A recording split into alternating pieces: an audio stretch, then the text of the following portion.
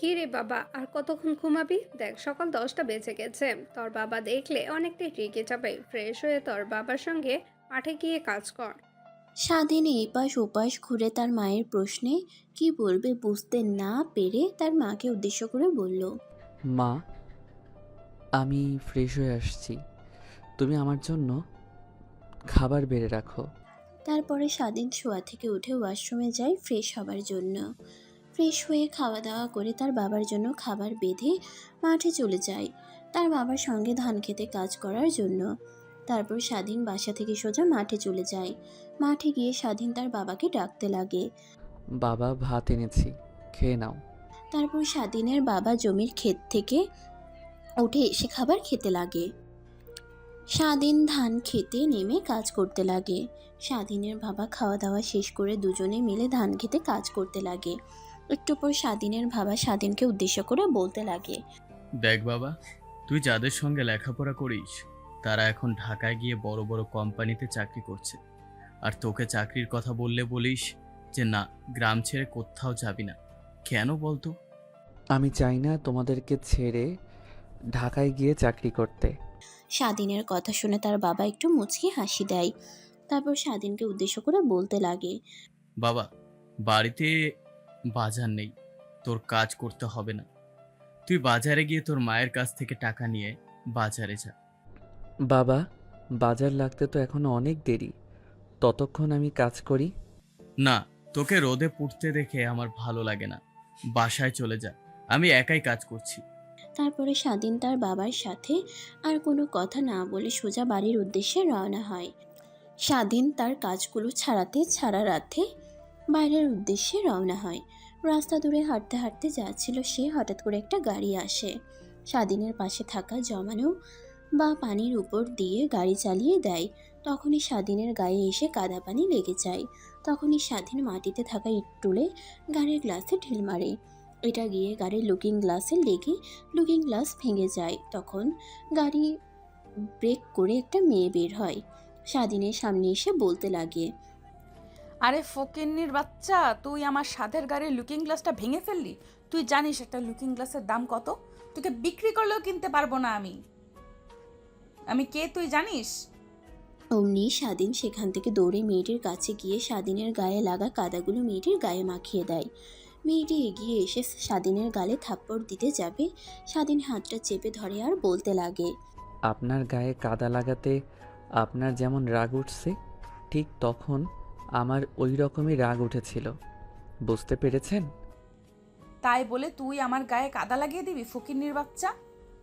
তখনই গাড়ি থেকে আরেকটি মেয়ে নেমে পপির কাছে এসে পপির হাতটা চেপে ধরে গাড়িতে উঠায়। তারপর ওই মেয়েটা স্বাধীনের কাছে এসে বলতে লাগে। ভাইয়া, কিছু মনে করবেন না। ও ওই রকমই, একটু বদমেজাজি মেয়ে তো, তাই আপনার সঙ্গে এমন ব্যবহার করে ফেলেছে। পপির হয়ে আমি আপনার কাছে ক্ষমা চাইছি। ক্ষমা চাইতে হবে না। কথাটা বলে স্বাধীন পিছন ফিরে চলে আসতে যাবে, অমনি পিছন থেকে পপির বান্ধবী স্বাধীনকে উদ্দেশ্য করে বলতে লাগে। আচ্ছা ভাইয়া, আপনাকে একটা কথা জিজ্ঞেস করব? হ্যাঁ বলেন, কি জিজ্ঞেস করবেন?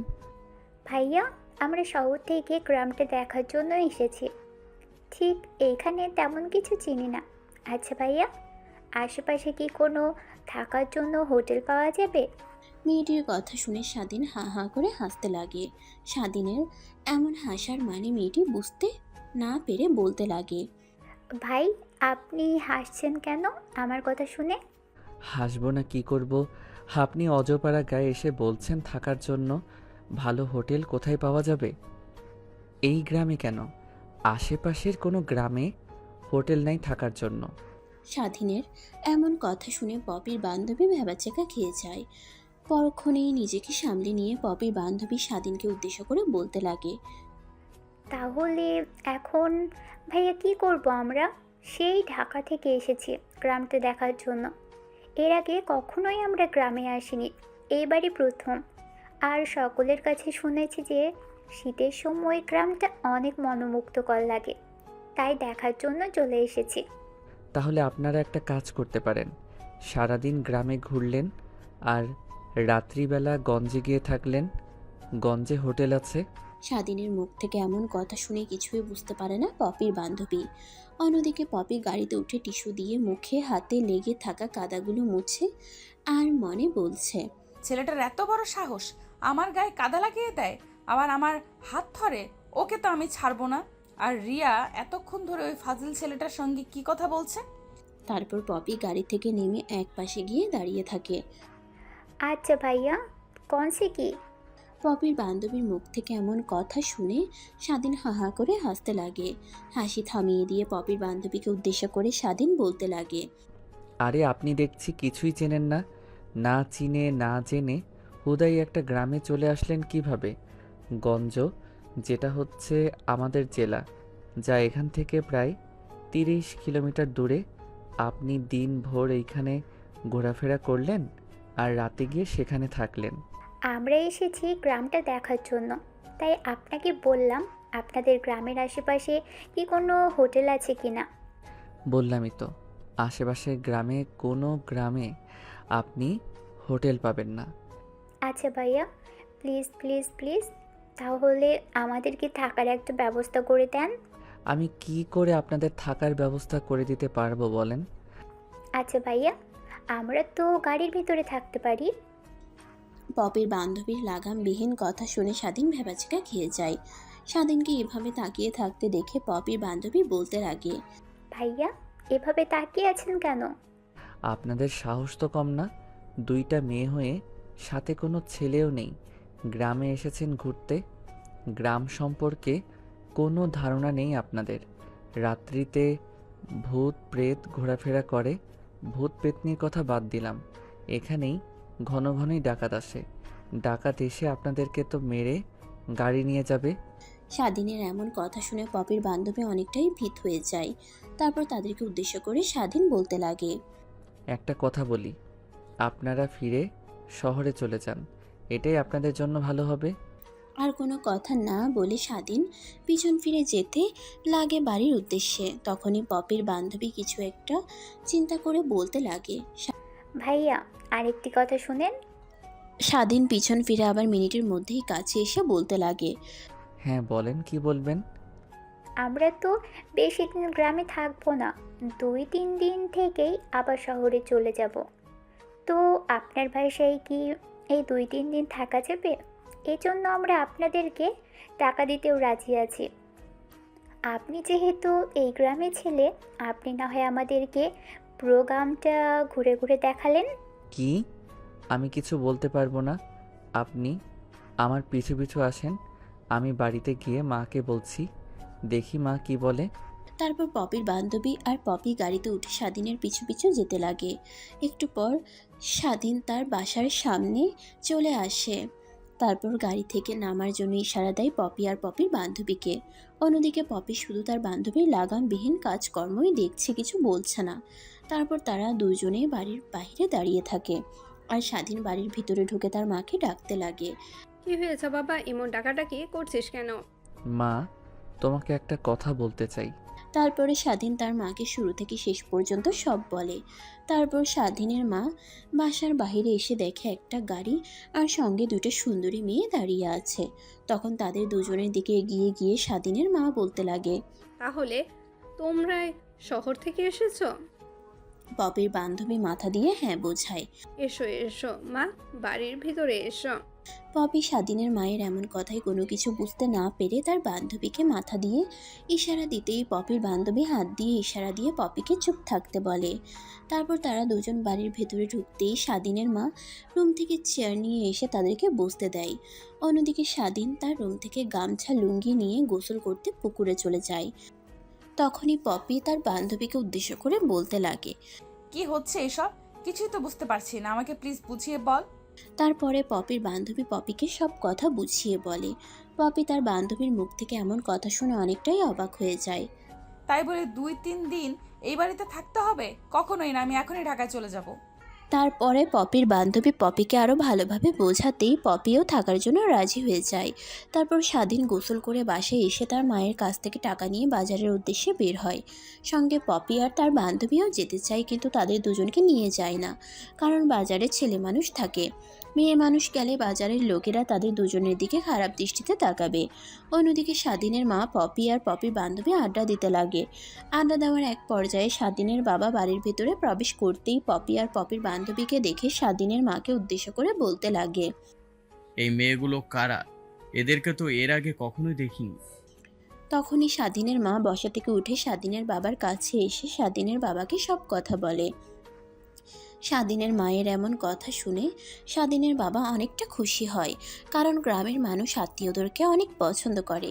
এবার আসেন আপনাদেরকে আমাদের গল্পের নায়কের সাথে পরিচয় করিয়ে দেওয়া যাক। আমাদের গল্পের নায়কের নাম স্বাধীন। মাস্টার্স পাশ করেও গ্রামের বাবার সঙ্গে কৃষিকাজ করে।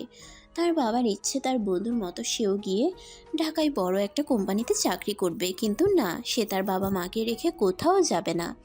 আর বাকি পরিচয়টা না হয় গল্পের সাথে থাকলেই বুঝতে পারবেন। এদিকে স্বাধীন বাজার থেকে এসে বাজারগুলো তার মায়ের হাতে দিতেই তার মা রান্না শুরু করে দেয়। স্বাধীন তার রুমে গিয়ে একটু রেস্ট নিয়ে পপি আর পপির বান্ধবীকে নিয়ে বের হয় পুরো গ্রামটা ঘুরিয়ে দেখার জন্য। তারা তিনজনে গ্রামের মেঠো পথ দিয়ে হাঁটতে লাগে। অন্যদিকে পপি বারবার তীক্ষ্ণ দৃষ্টিতে স্বাধীনদের দিকে তাকাচ্ছে। স্বাধীনের চোখে অনেকবার ধরা পড়লেও স্বাধীন কিছু বলছে না। তারা তিনজন হঠাৎ করে স্বাধীনের বন্ধু সৌরভের সঙ্গে দেখা হয় স্বাধীনের। কী রে সৌরভ, কই যাচ্ছিস তুই? আমি তোদের বাসাতে যাচ্ছিলাম।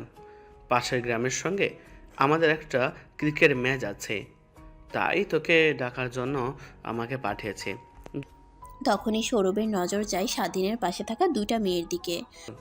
তা মামা, এই দুইটা মেয়েগুলোকে এর আগে তো কখনো দেখিনি। তোর রিলেটিভদের তো সবাইকে আমি চিনি। জানতে পারবি, সবই জানতে পারবি। চল খেলা খেলতে যাই আগে। তখনই পিছন ফিরে স্বাধীন পপি আর পপির বান্ধবীদেরকে উদ্দেশ্য করে বলতে লাগে। আপনারাও কি যাবেন খেলা দেখতে, নাকি বাসায় চলে যাবেন? না, চলো, বাসায় গিয়ে বোরিং হব। এর থেকে চলো তোমাদের ক্রিকেট খেলা দেখতে চাই। তারপরে তারা চারজনে মিলে রওনা হয়। তারপরে তারা মাঠে গিয়ে পৌঁছালে খেলা শুরু হয়। খেলা শুরু হতেই স্বাধীনরা বোলিং, তাদের প্রতিপক্ষরা তাদের 122 রানের টার্গেট দেয়। স্বাধীন বল হাতে নিয়ে দুটা উইকেট নেয়। পরবর্তীতে ব্যাটিং আসলে স্বাধীন যায়। এতে পপি আর পপির বান্ধবীরা অনেক উৎসাহিত হয়ে চিল্লানি দিয়ে ওঠে। কাজ শেষ হলে স্বাধীন আর পপিরা যখন বাসায় ফিরতে যাবে তখন একটা ছেলে বলে ওঠে, দুইটায় মাল, ডানা কাটা পরিপুর। ছেলেটার এমন কথা শুনে স্বাধীনের রাগ মাথায় উঠে যায়। নিজেকে আর সামলাতে না পেরে স্বাধীন ছেলেগুলোকে বেট দিয়ে পিটাতে লাগে। অন্যদিকে সৌরভ আর তার বন্ধুরা স্বাধীনকে অনেকভাবে বুঝালে স্বাধীন তাদের কথার কোনো কর্ণপাত না দিয়ে ছেলেগুলোকে মারতে লাগে। এক পর্যায়ে পপি আর পপির বান্ধবী গিয়ে স্বাধীনকে মানা করতেই স্বাধীন ছেলেগুলোকে না মেরে চলে যেতে লাগে।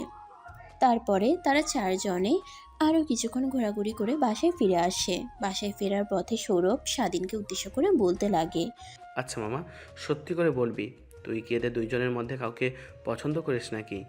ছেলেটার এমন কথা শুনে পপি আর তার বান্ধবী ভ্যাবাচ্যাকা খেয়ে যায়। স্বাধীনের দিকে তীক্ষ্ণ দৃষ্টিতে তাকিয়ে থাকে পপি আর তার বান্ধবী। তখনই স্বাধীন সৌরভকে উদ্দেশ্য করে বলতে লাগে, এরা আমার কেউ হয় না, বাট এরা এখন আমার আত্মীয়। যতদিন আমাদের বাড়িতে থাকবে এদের দেখাশোনার দায়িত্ব আমাদের। তাই এদেরকে কেউ বললে আমি ছেড়ে দিয়ে কথা বলবো না, সে যেই হোক না কেন। সৌরভ একটু মুচকি হেসে স্বাধীনকে উদ্দেশ্য করে বলতে লাগে। বুঝতে পারছি আমি। এভাবে তারা চারজনে কথা বলতে বলতে এক পর্যায়ে বাসার সামনে আসতেই স্বাধীন সৌরভকে উদ্দেশ্য করে বলতে লাগে, শোনো, রাত একটু গভীর হলে 10টা-11টা বাজলে তুই বাসা থেকে বের হোস। মেয়েগুলো রাতের গ্রামটা দেখবে বলেছে, তাই আমি একা তোকে সঙ্গে নিয়ে গেলে একটু ভালো হয়। আচ্ছা, আমি আসবনি। এসে ফোন করলে তুই মেয়েগুলোকে নিয়ে বাসার বাইরে বের হোস। ওকে। তারপরে স্বাধীন বাসায় চলে যায়, আর অন্যদিকে সৌরভ তার বাসায় চলে যায়। স্বাধীন বাসায় গিয়ে দেখে তার মা আগে থেকেই রান্নাবান্না করে রেখেছে। তারপর স্বাধীন, পপি আর পপির বান্ধবী তিনজনে গিয়ে ফ্রেশ হয়ে খাবার খেতে বসে পড়ে। খাবার খাওয়া দাওয়া হলে স্বাধীন পপি আর পপির বান্ধবীকে গিয়ে একটা রুম দেখিয়ে দেয়। তারপরে স্বাধীন পপি আর পপির বান্ধবী দুজনকে উদ্দেশ্য করে বলতে লাগে। তোমরা একটু রেস্ট নাও, রাত্রি যখন গভীর হবে তখন আমরা বের হব। তারপরে পপি আর পপির বান্ধবী বসে থেকে মোবাইলে ফেসবুকিং করতে লাগে। অন্যদিকে স্বাধীন তার রুমে গিয়ে শুয়ে থেকে আনমনে চিন্তা করতে লাগে। আর কতদিন এভাবে চলবে? আমাকে তো কোনো না কোনো একটা চাকরি করতেই হবে। শহরে না যাই, গ্রামের তো একটা চাকরি দেখতে হবে। না হইলে বাবার ওপর বসে থেকে আর কতদিন খাবো?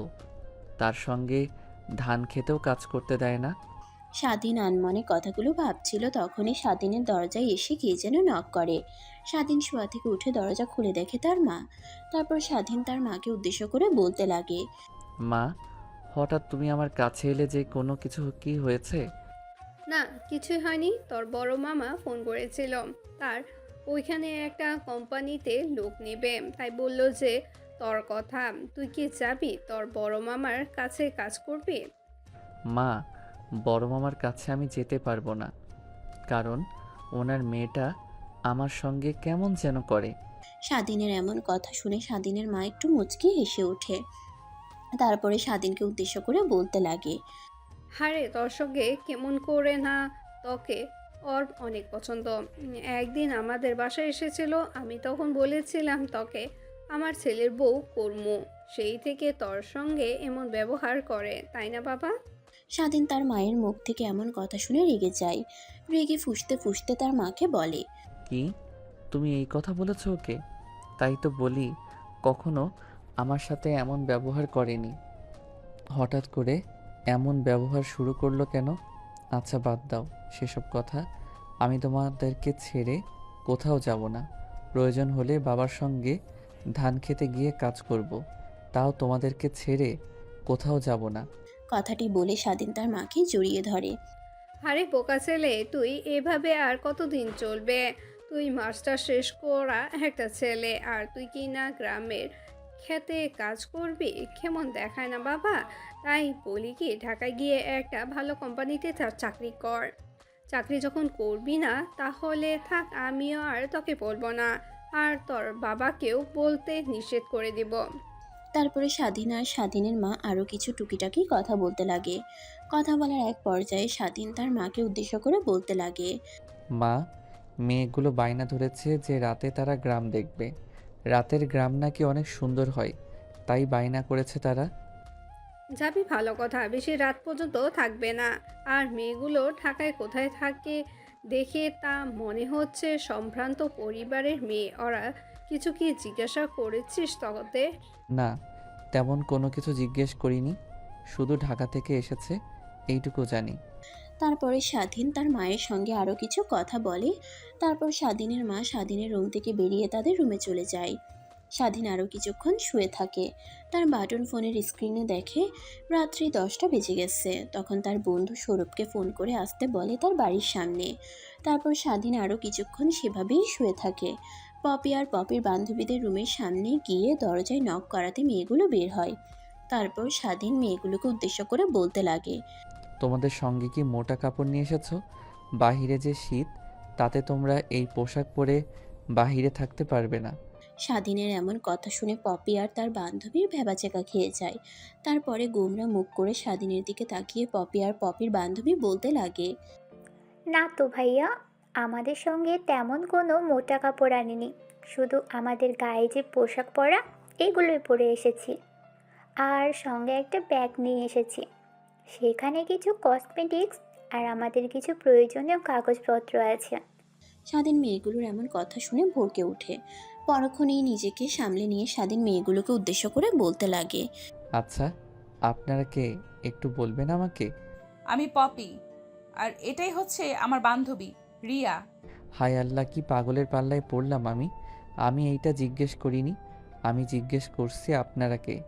শহর থেকে গ্রামে চলে এসেছেন, ঠিকঠাক করে জায়গাও চিনেন না। কোথায় যাবেন, কি খাবেন, কি করবেন কিছুই জানেন না।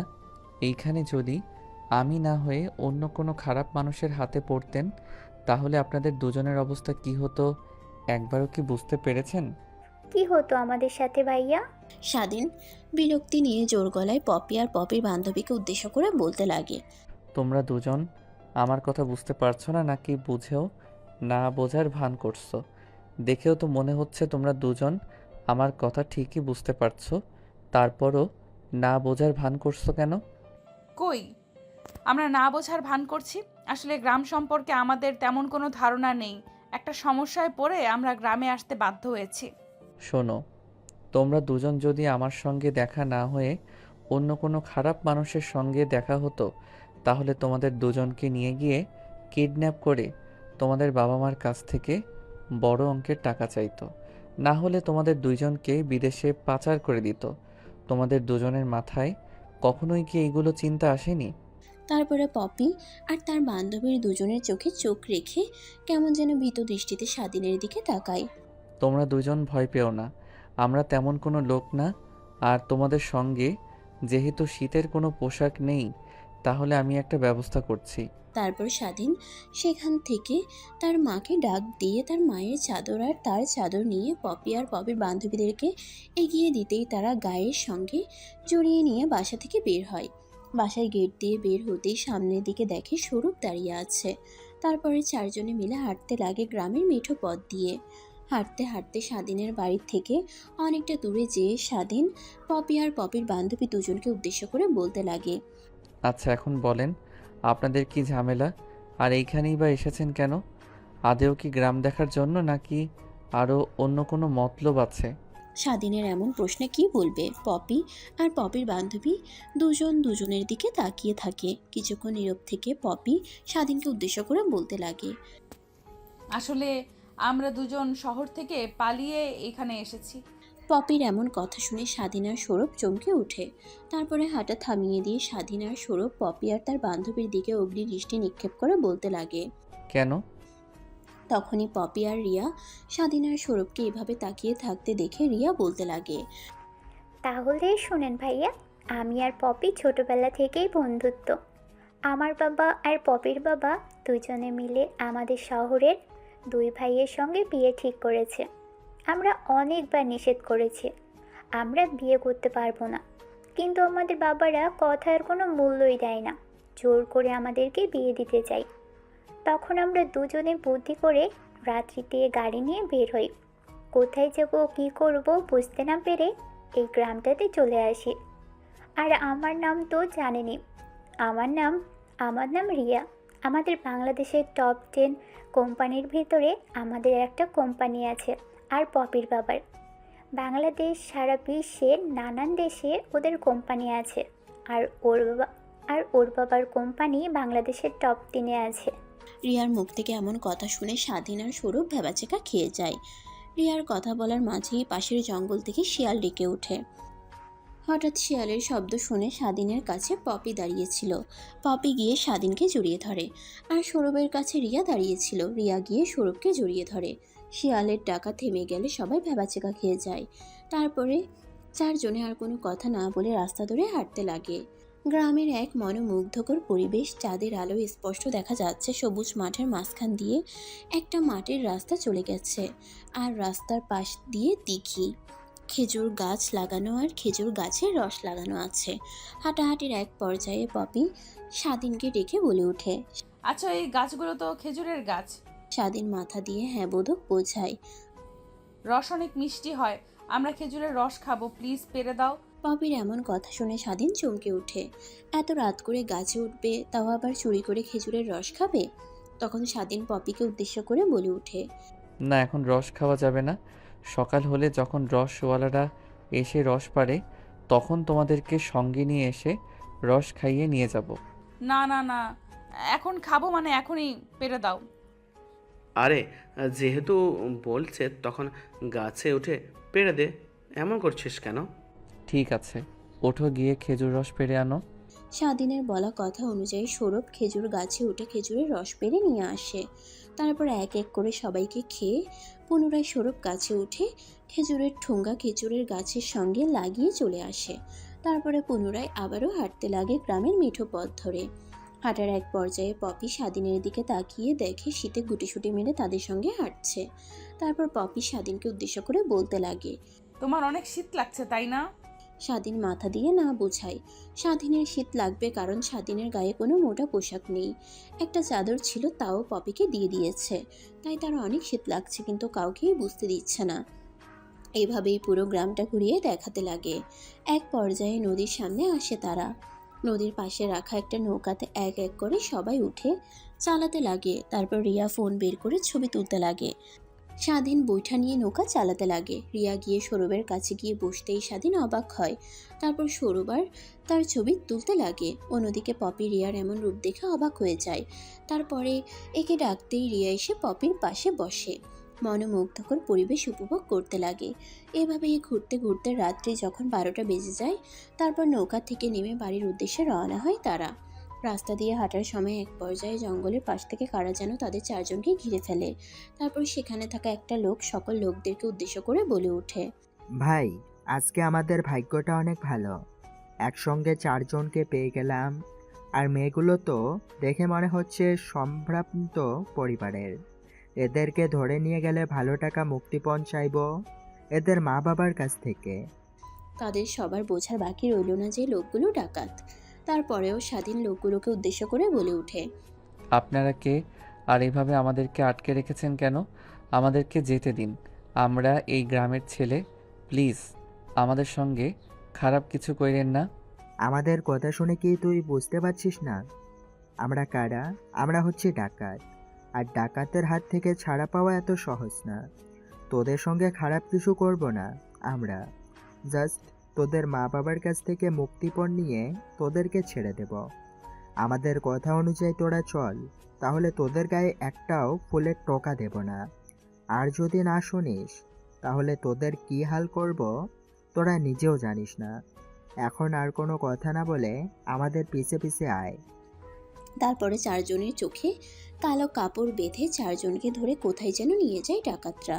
চোখ থেকে কালো কাপড় সরাতেই দেখে একটা পরিত্যক্ত বাড়ি। লোকগুলোকেও ঠিক মতো চেনা যাচ্ছে না, কারণ তাদের মুখেও কালো কাপড় লাগানো। মিটিমিটি একটা হারিকেন চলছে। ওভাবে তারা চারজনে মাটিতে বসে থাকে। তারপর ডাকাতের সর্দার ডাকাতগুলোকে উদ্দেশ্য করে বলতে লাগে, ওদের হাতের বাঁধনগুলো খুলে দে। তারপরে আরও একটি ডাকাত গিয়ে তাদের হাতের বাঁধন খুলে দেয়। একটু পর বাড়ির বাইরে থেকে চেঁচামেচির শব্দ শুনে ডাকাতের লোকগুলো পরিত্যক্ত বাড়ি থেকে দৌড়ে পালিয়ে যায়। তারপর সেই পুরাতন বাড়িতে কিছু লোক প্রবেশ করে। তাদের চারজনকে এই অবস্থায় দেখতে পেয়ে লোকগুলো অবাক হয়ে যায়। তখনই তাদের মধ্যে থাকা একটি লোক বলে ওঠে, ভাই, বলেছিলাম না আমি কেমন? শব্দ শুনতে পাইছি এই বাড়ি থেকে। দেখছেন তাহলে এখন রাতের আঁধারে কি হয়। লোকগুলোর এমন কথা শুনে আসমান থেকে পড়ে যায় তারা। তারপরে স্বাধীন লোকগুলোকে উদ্দেশ্য করে বলতে লাগে, এইটা কোন গ্রাম? আর আমাদের ডাকাত দল এখানে নিয়ে এসেছে? এইটা ঝড়ঝড়ি গ্রাম, আর এখন সাধু সাজা হচ্ছে। তোমাদের সময় আমরা পার হয়ে এসেছি, তাই বুঝতে পারছি তোমরা কেন এখানে এসেছো। তখনই তাদের মাঝে থাকা চেয়ারম্যান সাহেব ছেলেগুলোকে উদ্দেশ্য করে বলতে লাগে, দেখে তো তোমাদেরকে ভদ্রঘরের ছেলে মেয়ে মনে হচ্ছে, তাই এমন কাজ করতে এখানে আসলে কেন? তখনই চেয়ারম্যান গ্রামের মানুষদেরকে উদ্দেশ্য করে বলতে লাগে, এখন এদের কি করব? আপনাদের কি মত এদের কি বিয়ে দিয়ে দেব নাকি ছেড়ে দেব? তখনই গ্রামের মানুষ নিজেদের মধ্যে কথা বলাবলি করতে লাগে। এক পর্যায়ে গ্রামবাসী থেকে একটা লোক উঠে বলতে লাগে, এদেরকে কাজে দেখে বিয়ে দিয়ে দেওয়া হোক। তারপর চেয়ারম্যান স্বাধীন সৌরভ পপি রিয়াদের দিকে তাকিয়ে বলতে লাগে, শুনতে তো পারলে কি বললো, চলো আমাদের সঙ্গে। প্রিয় আঙ্কেল, বোঝার চেষ্টা করেন। আপনারা যা ভাবছেন কিছুই এখানে হয়নি। আমাদেরকে এই ডাকাত দল এখানে ধরে নিয়ে এসেছিল, আর আপনাদের আসার শব্দ পেয়ে ওরা এখান থেকে পালিয়ে গেছে। মা, তোমাদেরকে দেখে অনেক প্রভাবশালী ঘরের মেয়ে মনে হচ্ছে। অত কথা না বলে আমাদের সঙ্গে আসো। তারপর গ্রামবাসীদের সঙ্গে তারা যেতে লাগে। এক পর্যায়ে একটা বাড়িতে গিয়ে তাদের চারজনকে রাখা হয়। তারপর কাজী ডেকে নিয়ে এসে তাদের চারজনকে বিয়ে পড়িয়ে দেওয়া হয়। গ্রামবাসীর জোড়াজুড়িতে কেউ আর মানা করে না। বিয়ের কাজ সম্পূর্ণ হলে গ্রামবাসী তাদেরকে গ্রামেই থাকতে বলে, কিন্তু তারা না থেকে গ্রামবাসীদেরকে উদ্দেশ্য করে বলতে লাগে স্বাধীন, না, আমরা যেতে পারবো একাই, আপনাদের আর আসতে হবে না। তারপর তারা সেই বাড়ি থেকে বের হয়। হেঁটে হেঁটে তাদের গ্রামের উদ্দেশ্যে রওনা হয়। নিশ্চুপ হয়ে চারজন রাস্তা দিয়ে হাঁটছে, কারোর মুখে কোনো কথা নেই। এক পর্যায়ে সৌরভ বলে ওঠে, তুই যে গ্রামবাসীদেরকে বললি একা যেতে পারবি, এখন যদি আবার তখনকার মতো আমাদের সামনে ডাকাত আসে তখন? না, এখন কোনো সমস্যা হবে না, কারণ ডাকাতগুলো অনেক ভয় পেয়েছে আর সেখান থেকে চলে গেছে। পপি আর রিয়া স্বাধীন সৌরভের কথাগুলো চুপচাপ শুনছে, তাদের মুখ থেকে কোনো কথা ফুটছে না। কিছু দূর যাওয়ার পর রিয়া বলে ওঠে, হাই রে কপাল, বিয়ের জন্য পালিয়ে আসলাম গ্রামে, আর গ্রামে এসে বিয়ে হয়ে গেল। এমন কথা শুনে কঠোর গলায় বলে ওঠে পপি। এই বিয়ে আমি মানি না। আমি কখনোই গ্রামের ছেলেকে নিজের বর হিসেবে পরিচয় দিতে পারবো না। পপির মুখ থেকে এমন কথা শুনে স্বাধীন সৌরভ পিছনের দিকে তাকিয়ে রাগী দৃষ্টিতে পপির দিকে কিছুক্ষণ তাকিয়ে থেকে আবার হাঁটতে লাগে বাসার উদ্দেশ্যে। হাঁটতে হাঁটতে এক পর্যায়ে ফজরের আজান দিয়ে দেয়। চারদিক থেকে আলো ফুটতে লাগে। হাঁটতে হাঁটতে এক পর্যায়ে বাসার সামনে চলে আসে তারা। তারপর সৌরভ তার বাড়ির উদ্দেশ্যে চলে যায়। অন্যদিকে স্বাধীন, পপি, রিয়া বাসায় প্রবেশ করতেই দেখতে পায় স্বাধীনের মা ওখানে দাঁড়িয়ে আছে। স্বাধীন আর মেয়েগুলোকে আসতে দেখে স্বাধীনের মা স্বাধীনের কাছে গিয়ে বলতে লাগে, তোরা ঠিক আছিস বাবা? সেই রাতে বের হয়েছিস আর আসলি এইমাত্র। এতক্ষণ তোরা কোথায় ছিলি? স্বাধীন তার মায়ের এমন প্রশ্নে কি বলবে কিছুই বুঝে উঠতে পারে না। তারপর নিজেকে সামলে নিয়ে স্বাধীন তার মাকে উদ্দেশ্য করে বলতে লাগে, মা, ঘুরতে ঘুরতে কখন সময় পার হয়ে গেছে আমরা বুঝতে পারিনি।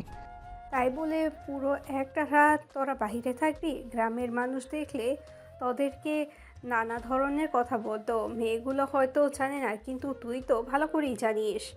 মা, শুধু আমি না, আমার সঙ্গে সৌরভকেও নিয়ে গিয়েছিলাম। ভালো করেছিস। যা, যে যার রুমে গিয়ে ফ্রেশ হয়ে একটু ঘুমিয়ে নে। তোদের দেখে তো মনে হচ্ছে অনেক ক্লান্ত হয়ে আছিস তোরা। তারপর যে যার রুমে চলে যায়। ওদিকে স্বাধীন নিজের রুমে গিয়ে ঘুমিয়ে পড়ে, আর অন্যদিকে পপি রুমে গিয়ে তার ব্যাগ থেকে সিম কার্ডটি বের করে তার ফোনে লাগায়। সিম কার্ডটি ফোন লাগাতেই দেখতে পায় তার বাবার অগণিত মেসেজ আর ফোন। একটু পর আবার পপির ফোনে ফোন আসে। তখন পপি ফোন রিসিভ করতেই ওই পাশ থেকে পপির বাবা বলতে লাগে, মা, তুই কোথায় আছিস? জলদি বাসায় ফিরে আয়। তোকে আর বিয়ের কথা আমি কখনোই বলবো না। তোর মন ইচ্ছা মতো তুই বিয়ে করিস। তার বাবার কান্না মিশ্রিত কণ্ঠের বলা কথাগুলো শুনছে পপি, কোনো কথাই বলছে না। তখনই পপির বাবার হাত থেকে পপির মা ফোনটা নিয়ে পপির মা বলতে লাগে, তুই কোথায় আছিস মা?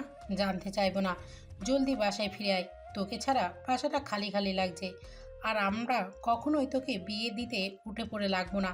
তোর মন ইচ্ছা মতনই চলিস।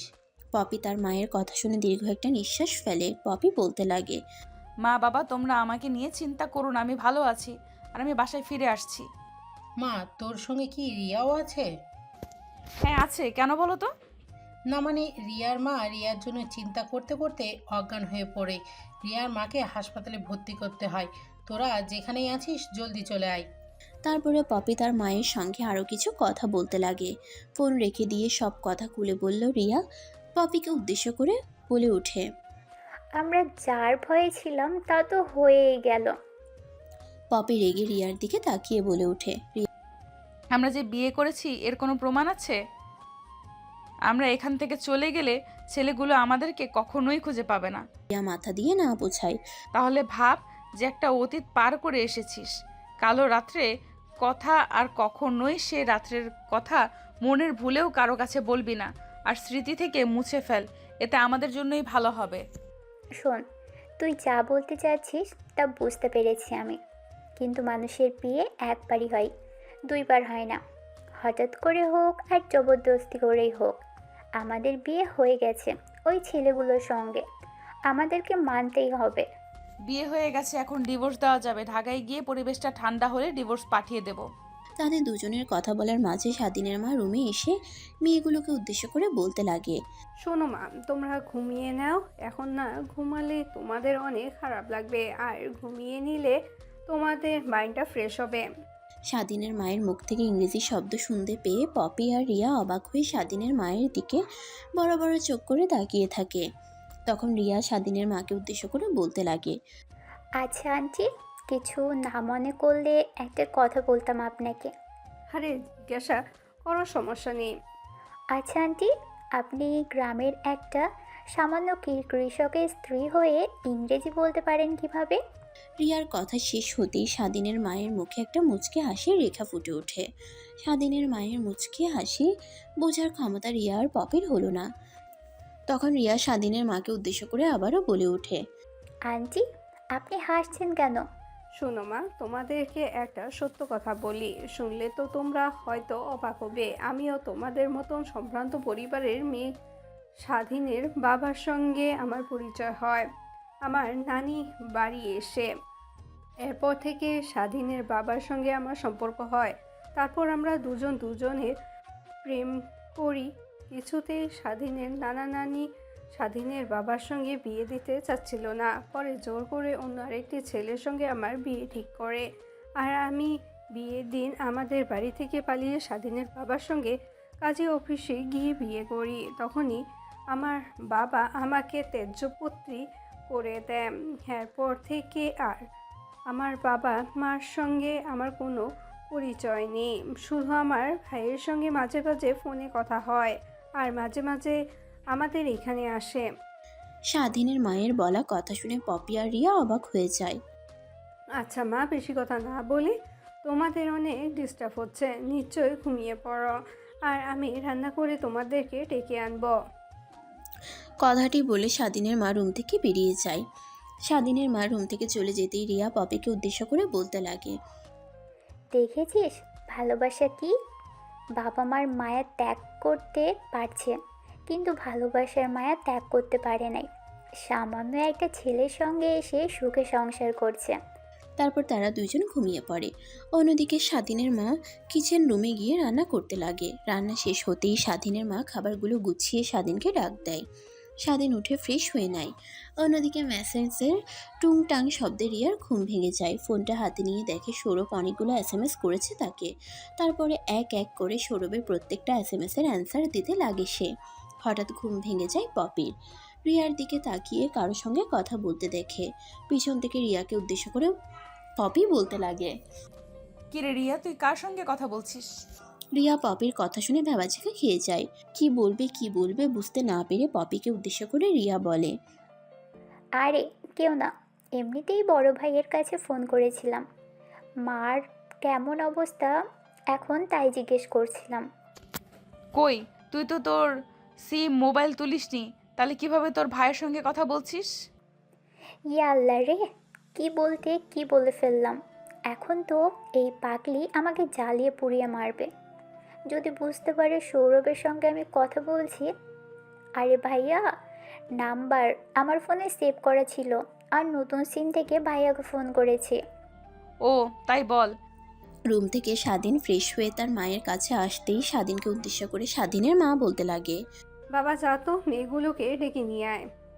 তারপর স্বাধীন তার মায়ের কাছ থেকে উঠে এসে মেয়েগুলোর দরজায় গিয়ে কড়া নাড়তে লাগে।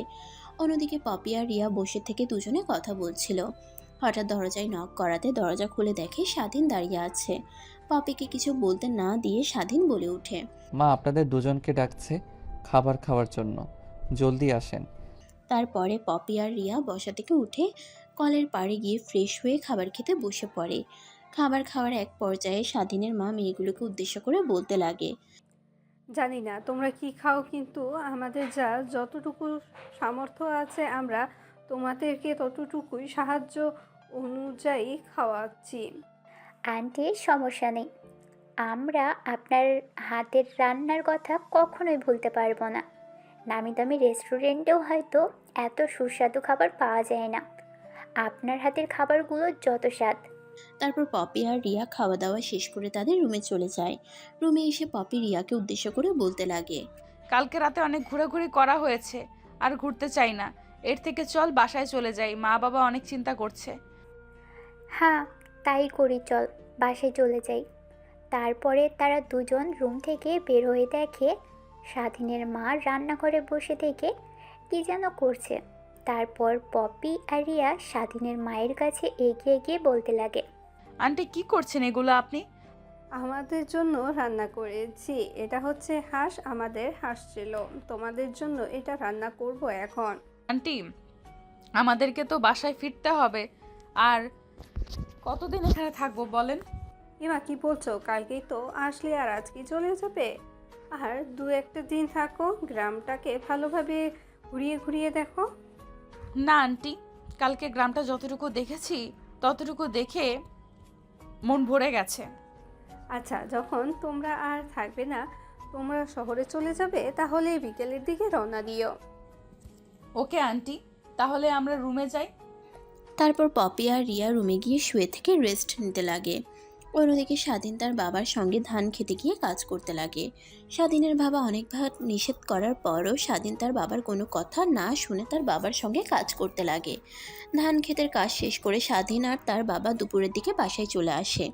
স্বাধীনের এই অবস্থা দেখে রিয়া আর পপি হাসতে লাগে।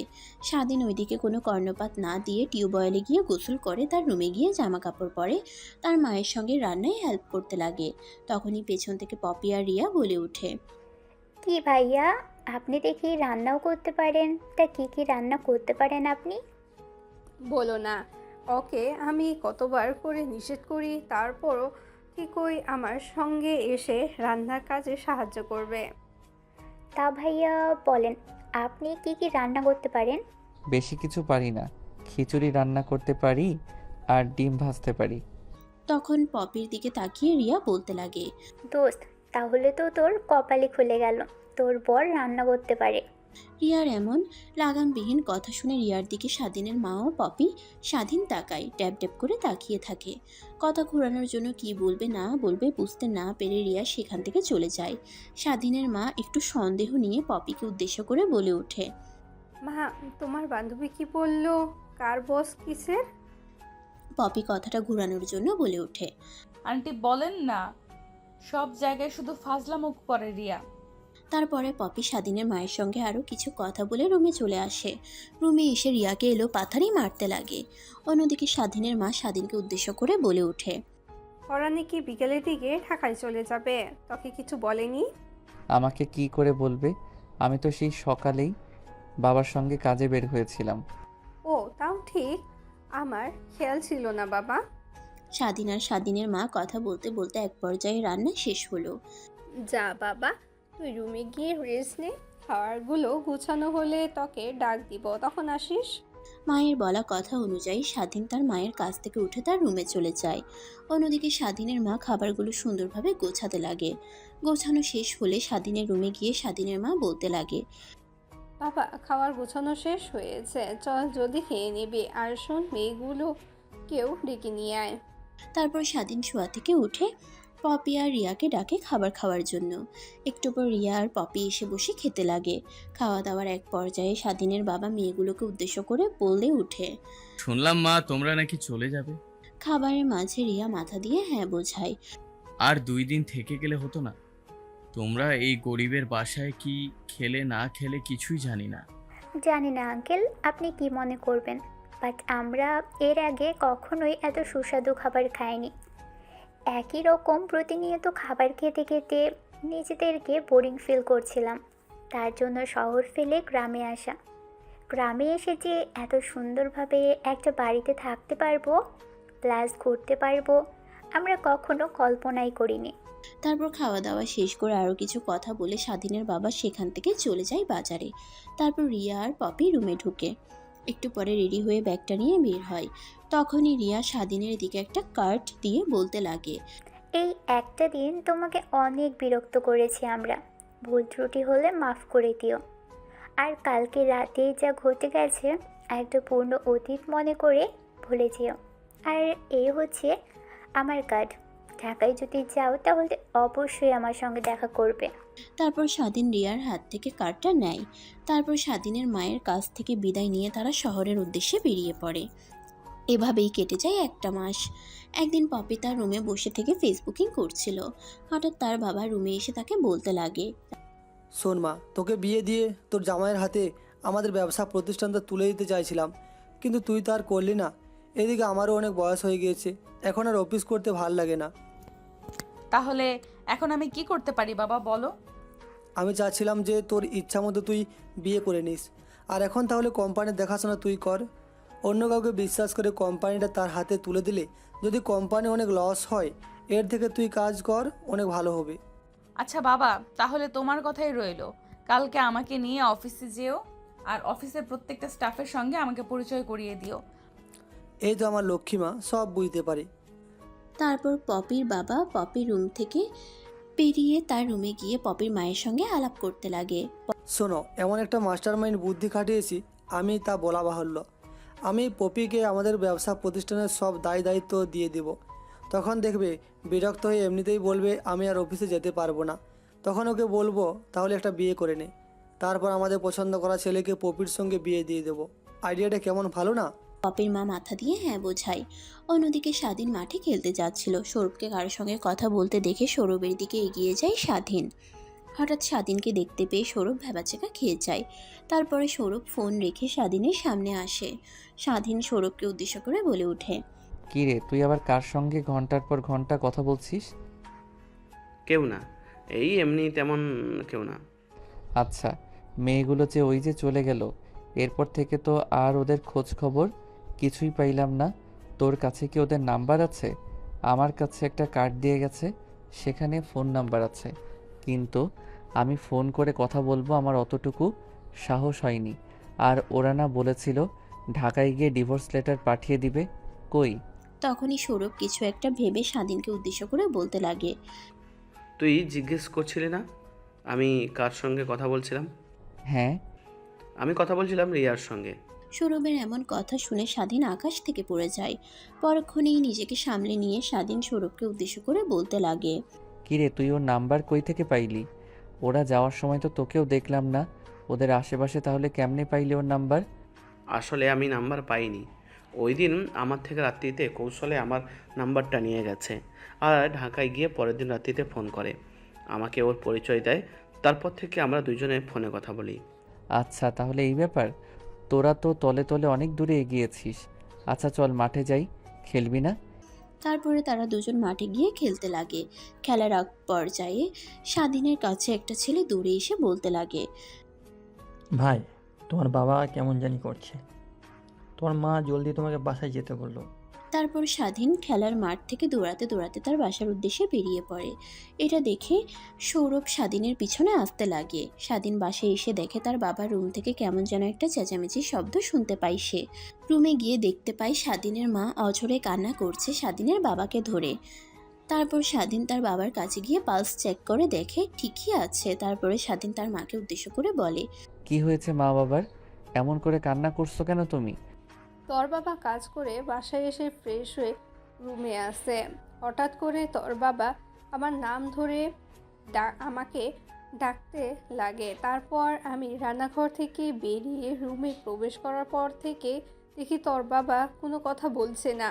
সৌরভ পিছন থেকে বলে ওঠে, জলদি আঙ্কেল, জলদি আঙ্কেলকে হসপিটালে নিতে হবে, আঙ্কেল বোধহয় প্যারালাইজড হয়ে যাচ্ছে। তারপর স্বাধীন বাজারে গিয়ে একটা গাড়ি নিয়ে আসে। স্বাধীন তার বাবাকে তুলে হাসপাতালে চলে যায়। হাসপাতালে গেলে ডাক্তার স্বাধীনের বাবাকে অপারেশন থিয়েটারে নিয়ে যায়। অনেকক্ষণ পর অপারেশন থিয়েটার থেকে একটা ডাক্তার বের হয়ে আসেন।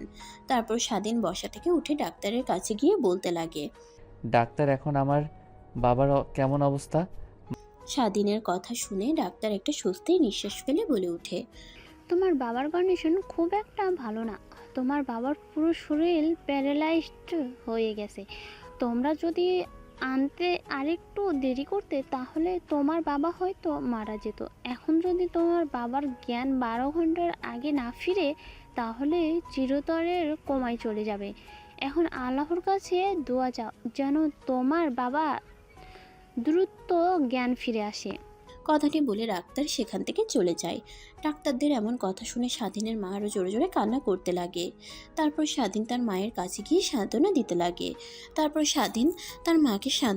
লাগে। মা, তুমি কোনো চিন্তা করো না, বাবা নিশ্চয়ই খুব দ্রুত সুস্থ হয়ে উঠবে, আল্লাহর উপর ভরসা রাখো। একটু পর স্বাধীনের বাবাকে কেবিনে শিফট করা হয়। দেখতে দেখতে রাত পেরিয়ে সকালের ভোরের আলো ফুটতেই স্বাধীনের বাবার জ্ঞান ফিরে আসে। স্বাধীনের বাবার জ্ঞান ফিরে আসাতে সবাই অনেক খুশি হয়। কিন্তু জ্ঞান ফিরে আসার পর স্বাধীনের বাবার 2 পা চললেও স্বাধীনের বাবা এক হাত নাড়াতে পারছে না। একটু পর ডাক্তার কেবিনে ঢুকে স্বাধীনের বাবাকে ভালোভাবে পর্যবেক্ষণ করতে লাগে।